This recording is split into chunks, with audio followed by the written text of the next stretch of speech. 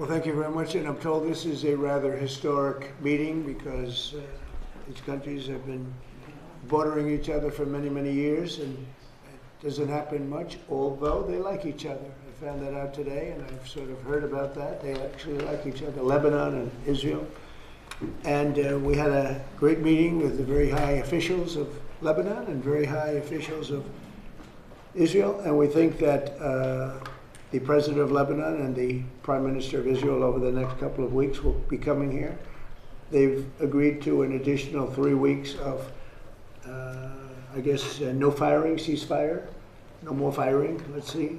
We hope that happens. It's not going to happen between them, but they do have Hezbollah to think about.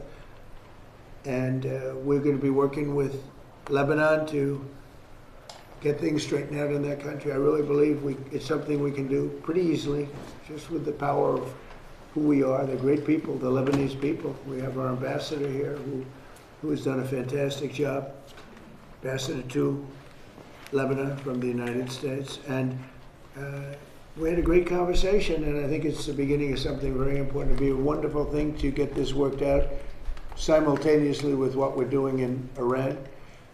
And I'd like to start by just asking JD, our Vice President, our great Vice President, to say a few words, and then Marco will speak, and then the representatives from the country.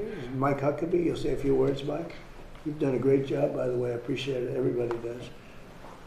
And JD, please. Yes, sir. Well, first of all, congratulations. Congratulations to you and our Secretary of State, but most importantly, congratulations to the people of Israel and Lebanon. I think it's a major historic moment. We're going to extend the ceasefire for 3 weeks that's already in place between Israel and Lebanon. Of course, it wouldn't have happened without the President's direct engagement. The fact that you have these leaders of different countries coming together for the first time, they came together in the Oval Office, and they came together because of energetic diplomacy, of course, led by the President of the United States. So I think it's a big moment for the world. It's a big moment for our country, but just very proud to be a part of it. So thank you, sir, for making it happen. Thank you very much, JD. Thank you, Mr. President, for hosting this. Actually, the President wanted to be personally involved, and I'm glad he was, because it made it possible to get this extension, and it gives everybody time to continue to work on what's going to be a permanent peace between two countries that want to be at peace. Both are victimized by the same terrorist organization, a terrorist organization that no doubt has victimized Israel, but has also victimized the people of Lebanon. The people of Lebanon deserve to live in a country that's peaceful and prosperous. They have an opportunity to do that. They have a history of that. And what's standing in the way is an organization that operates, a terrorist organization that operates within their national territory that threat needs to be eliminated. And so thank you, Mr. President, for this gathering today and for convening it and being a key part of it. And it buys us time to continue to work. I'm very optimistic that in a few weeks we'll be even closer to the kind of permanent peace that the people of Israel and Lebanon deserve. Thank you very much. Michelle, please. Well, I would like to thank the President, the Vice President, and Secretary to make this historical meeting today that bring two countries that they've never been next to each other more than today in a way. This is 60, 70 years in the making, and today is really the historical day. Thank you, Mr. President, Vice President, Secretary, and I'm going to keep going, working for a peace that hopefully we'll get it as soon as possible. Thank you. You're a very successful man. And when I asked him if he'd like to be ambassador to Lebanon, I said, could be a dangerous job. He said, well, I'm Lebanese. I was born in Lebanon, and your parents have a whole big history. He said, danger doesn't matter to me, really. It's something I want to do. He's very successful. He didn't need this. And I think it's probably more dangerous than you even thought, but you've done a fantastic job. So.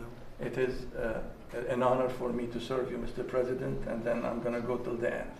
Thank you. Thank you very much. And likewise, Mike Huckabee. We all know Mike, and he didn't need it either, did he? But he's doing a fantastic job. Mike, go ahead, please. I just want to say, Mr. President, what an amazing opportunity to be here at a moment of history. The people of Lebanon, the people of Israel are neighbors, and they want to get along. They can get along. But it's like neighbors who have a rough little kid living in the neighborhood who keeps throwing rocks at everybody's window. And if the kid will quit throwing rocks, the neighbors can get along and start actually working together. The President has initiated something that is truly bringing the neighborhood back to a neighborhood, and recognizing that the problem is not Lebanon and the problem is not Israel. The problem is Hezbollah, the bad little kid throwing rocks. That's what the President is getting launched today, to get that little kid out of the neighborhood. Thank you. Mr. Ambassador, please. Well, thank you, Mr. President, for your hospitality, for bringing Israel and Lebanon together here in the Oval Office. Israel wants peace with Lebanon, and Israel wants security for its citizens. And we're united with the Lebanese government in wanting to rid the country of this malign influence called Hezbollah. And now that, Mr. President, under your leadership, Iran has been so degraded, the possibility of degrading Hezbollah and liberating Lebanon from their occupation is real. So we hope that together under your leadership, we can formalize peace between Israel and Lebanon in the very near future. And we are just very thankful for the opportunity. Thank you, and I look forward to having the next meeting with your great Prime Minister. He is. He's a wartime Prime Minister with Bibi and with the President of Lebanon. It will be fantastic. I think lots going to happen. Madam Ambassador. Of course. Thank you so much. Thank you so much, President Trump. Thank you for your leadership, for making sure to be presiding over this historic moment. I want to really say thank you to the United States under your leadership for all your effort to help and to support Lebanon. And I think with your help, with your support, we can make Lebanon great again. Thank you so much. Sure, thank you. I like that phrase. Sounds nice. That's a good phrase. MNGA. Thank you very much. Thank I think we will. Any questions? Yeah, please. President Trump, Anthony Mershak from MTV Lebanon. Yes. First, thank you for having us in the White House Thank for you very a much. year and a half. Appreciate it. It's an honor. This is historical for our audience as It well. is. We would like to ask you three questions. First question, the peace between Lebanon and Israel. Do you think it will happen this year? I think it has a great chance. I mean, you know, they're friends about the same things and they're enemies on the same things, and it has to do with, I guess you could say, a couple of countries, but certainly it's, if you look at Hezbollah, that's where everybody seems to be united against them. So they are both very united in that way. Yeah, I think there's a very good chance of having peace. I think it should be an easy one. Relative to some of the things we're working on, it should be an easy one. But it's been so many years because nobody focused on it. But Lebanon was a great country. It was a beautiful country, smart people, very brilliant people, doctors, professors, economists, some of the smartest people on the planet. But it got torn apart by different factions and nothing having to do with them, outside factors. So I think it can be brought back pretty quickly. And when do you think our president will meet Netanyahu here at the White House? I think we'll do it over during this period of time, during the 3-week period, ideally. I'd like to suggest over the 3-week ceasefire. Right? If you can do that, we're here. And We'll do it in the Oval Office. And regarding Hezbollah, he's not responding to our government. He's doing whatever he wants. What do you say for Hezbollah? And do you Israel think has he will to, enter I mean, military? we're just talking about it. Israel is going to have to defend itself if they're shot at, and they will. I would never say that they can't. It would be nice if they wouldn't have to bother with that, but if something happens, they're going to have to defend themselves, as you know. But they're going to do it carefully, and they're going to be surgical as opposed to beyond surgical. And there's a lot they can do, but Israel is going to have to defend itself. And regarding our Lebanese speaker, Nabil Berri reportedly told Prince Yazid bin Farhan that Lebanon will not move forward with peace unless Saudi Arabia is involved. What is your reaction to that statement, and do you believe Saudi Arabia must play a central role in a potential Lebanon-Israel peace process? Well, Saudi Arabia is great, and they have a great leader. And I think that they'd be very happy with this. I haven't spoken to them, I will. This happened very quickly. But Saudi Arabia is going to be, they're great people, a great place, incredible place. I know it very well. But I know the leader very well, and he'd want to see something like this happen. He's a tremendous guy. Yeah? Sir. And make Lebanon great again. This is our slogan on MTV Lebanon. Make America great again, and make About Lebanon what? great again is our slogan on MTV Lebanon, that all the Lebanese and our audience are putting hope on you, Mr. President. Make Lebanon great. Make Lebanon great again. It's a good slogan. It works for here. I think it's maybe the greatest political slogan in the history of the world, make America great again. But, we're great now, so I will never say that we won't use that slogan, MAGA. But we have another one, America is back. Where's that at? Does anybody have a look? No, yeah, that's the old one, and then show them the new one. And we're never changing MAGA. I don't have the courage to change MAGA. Make America great again. But, you know, we're great now. We're the hottest country anywhere in the world. We're the most powerful country in the world by far. And we suffered years of abuse by people that were grossly incompetent, like Biden, like Obama. Obama was incompetent. He was a great divider. And we're a great country again. We're respected all over the world. That's why this happened so fast. I mean, it can happen fast. Thank you. Sir, the funding that Hezbollah gets from Iran, is Iran going to have to cut that off to do a deal with you? Yeah, they'll have to cut that That's off. a must for you. Yeah, sure. That's a must, yeah. Mr. President, apparently there was a special forces soldier who was involved in the capture of Venezuelan President Maduro, who was arrested by federal authorities today on suspicion of insider trading and betting on Polymarket. Are you concerned that federal employees are betting on these prediction markets and potentially getting rich? Well, I don't know about it, but was he betting that they would get him or they wouldn't get him? It sounds like he was betting on his removal from office, that Maduro would be removed. It sounds like he was involved in the operation. That's like Pete Rose betting on his own team. It's a little like Pete Rose. Pete Rose, they kept him out of the Hall of Fame because he bet on his own team. Now, if he bet against his team, that would be no good, but he bet on his own team.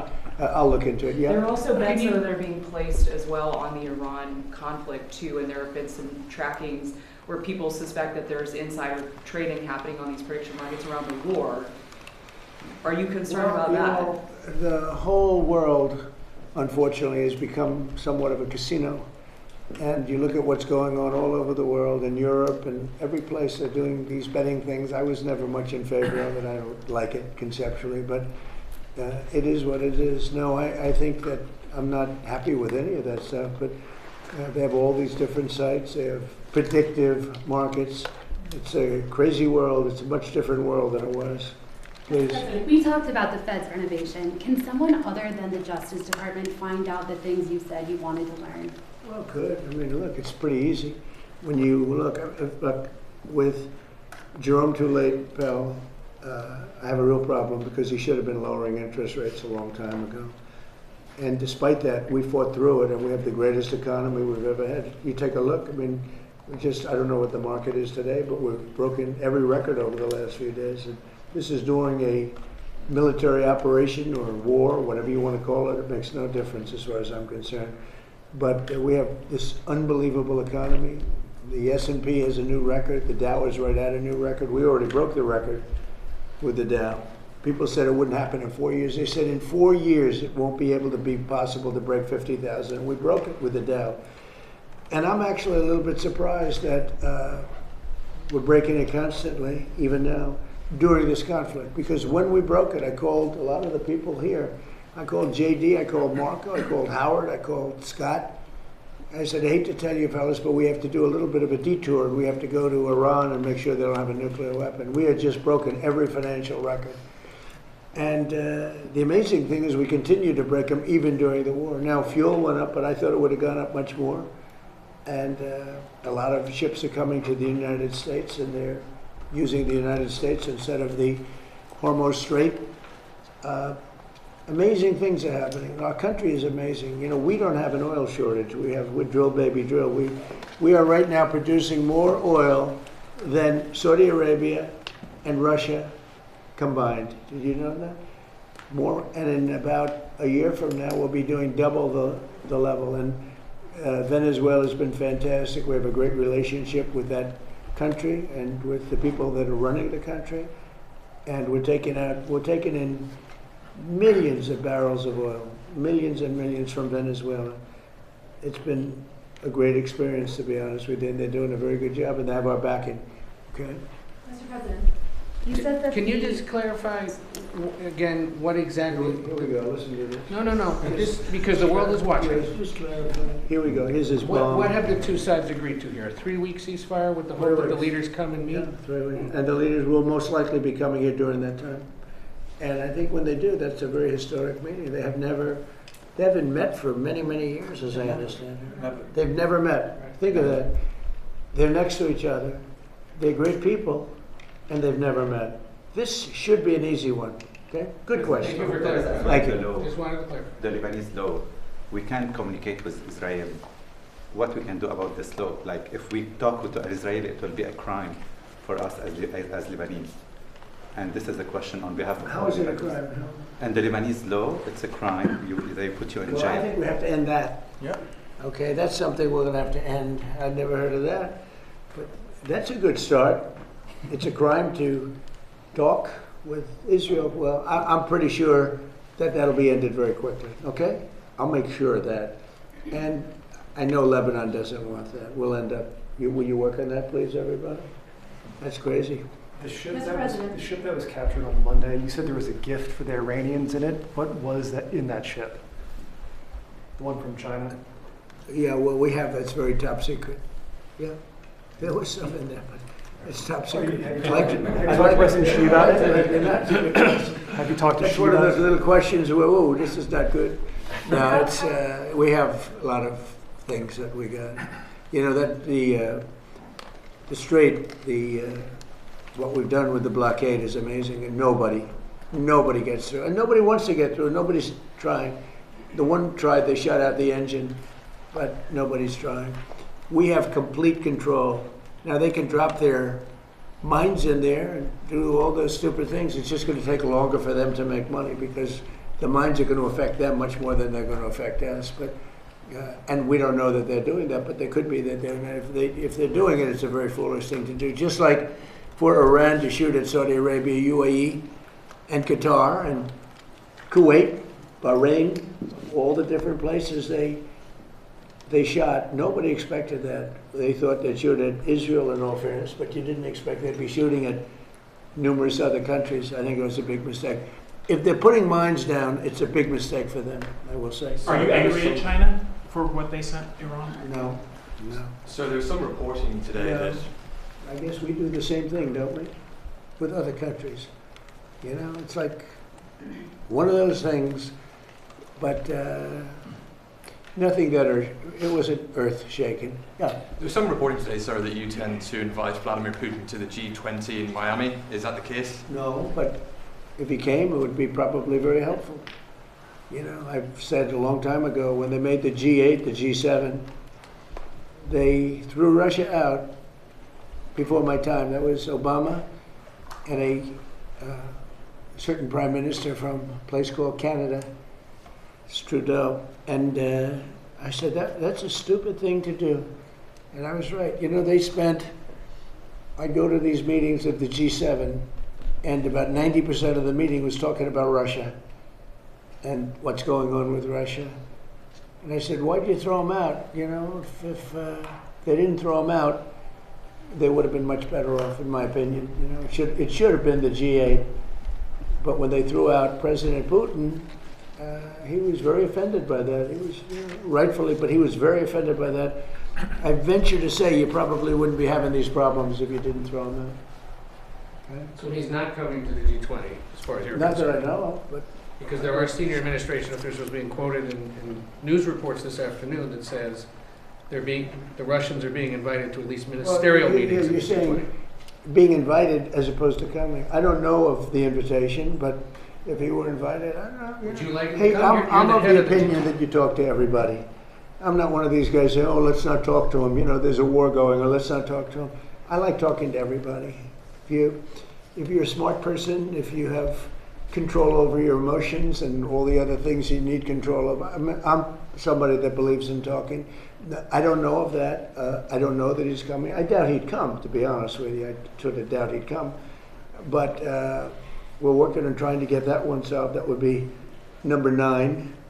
I've ended 8 wars, and that one is, but they continue to fight. The hatred between him and President Zelensky is extraordinary, I can tell you. Can I ask you a FIFA question, sir? What do you think of this idea of replacing Iran with Italy in the World Cup?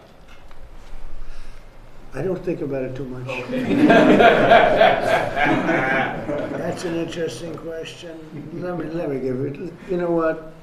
Let me give that a little thought. That's a very, is that what they're doing? They're thinking about replacing them? Apparently it's a proposal. Let Marco make his poly. Marco, can you make a statement on that, please? What do you think of? Yeah, there's nothing from the U.S. has told them they can't come. I mean, the problem with Iran, it would be not their athletes.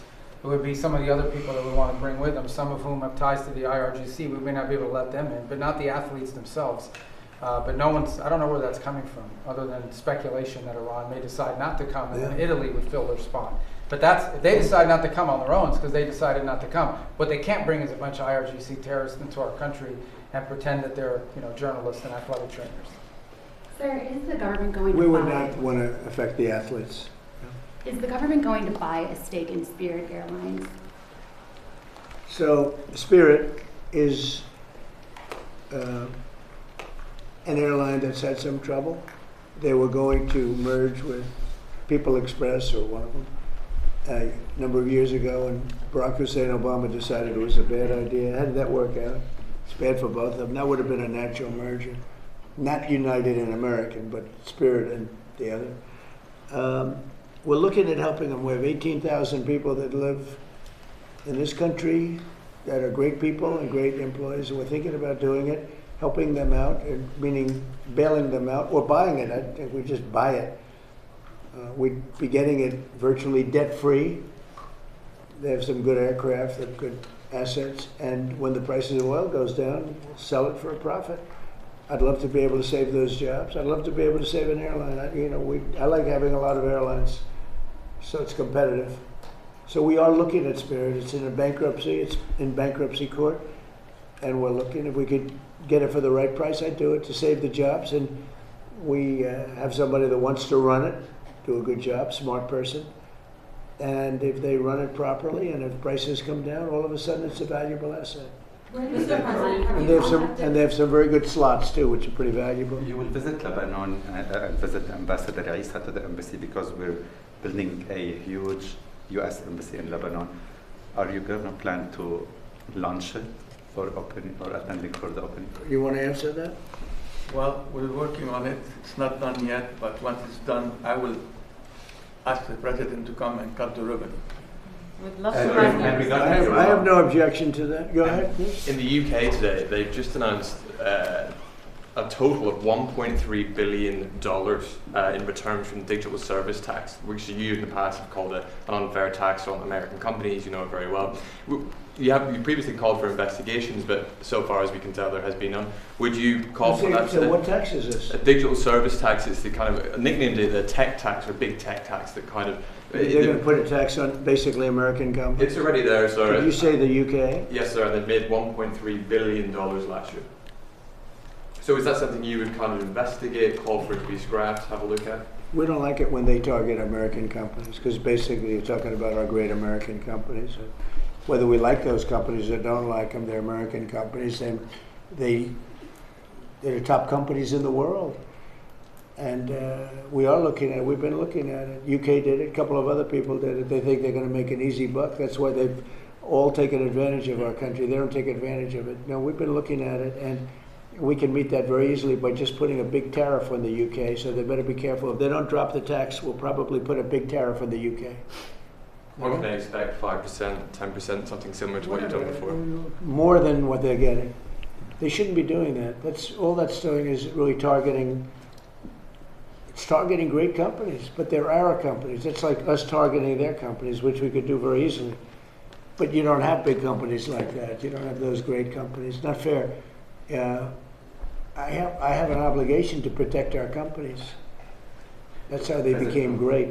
And they become great during my administration. My first 4 years, we had the best economy in history in my first 4 years. And this will blow it away. Look at it. During a war, we have the highest stock market. During a war, it's not a big war for us, but it's a war. And during a war, we have the highest stock market. I have to protect this country, so if they want to do the service tax, France did it also, and some others. And literally I have a meeting after this having to do with that exact question. And what we'll do is we'll reciprocate by putting something on that's equal or greater than what they're doing. And they won't be happy about that. No, that's enough. You've asked so many. Mr. President, I emailed the Virginia Department of Elections earlier today and asked them if they had seen any evidence of election tampering, of fraudulent mail ballots being cast in the Tuesday election, or if there was any evidence of non-citizens voting in that election. Why did you say that that election was rigged? Well, you have mail-in ballots, and they found a lot of them at the end of the day. All of They a said sudden. that they have received no credible information related to those Well, I know questions. you'd say that no matter what. You know, you've been saying that for years, and now they're finding out that the 2020 election was totally rigged. And when Where's you look the at what evidence just, of that? excuse me, how do you defend what just happened where your Southern law, whatever it is, has given money to KKK? They're supposed to protect people, and they're paying all these people, crooked as can be, millions of dollars going all to all these people that they're supposed to be protecting from, but they're actually supporting them because they want to have companies that they can protect and because they want to rig elections. That was all a rigged election. But All what's of the that to do things with with rigging? Charlottesville, all of the stuff that they did, and you won't bring that up, but you'll bring up some nonsense. Let me tell you, the election we were winning all day long. It's a totally horrible situation. Hopefully the courts will overturn it, what they did in Virginia. You have a grossly incompetent governor. You had a very good governor, he did a good job. You know, all those companies that want to move into Virginia now, they want to move out and go to a different location. So that's my opinion. I believe it was a rigged election. Virginia's known for it. It was a rigged election. They had a lot of ballots, mail-in ballots. Anytime you have mail-in The Department ballots, of State says anytime you have mail-in ballots, didn't you have happen, cheating. though. Did you have something? Yes, you said that the U.S. will work with Lebanon to protect itself from Hezbollah. What does that look like exactly? What is it? You said that the U.S. will work with Lebanon to protect itself from... Well, we're just going to work with them. I mean, we have a good relationship with Lebanon. It's amazing that, But is it you know, it's military? the amazing thing is they actually have sort of a good relationship with Israel, and they don't deal with each other, but now they're going to deal with each other. We're putting them together. What's the material support that you intend to We're going to provide? help. We're just going to help them. We're going to help them. They're great people.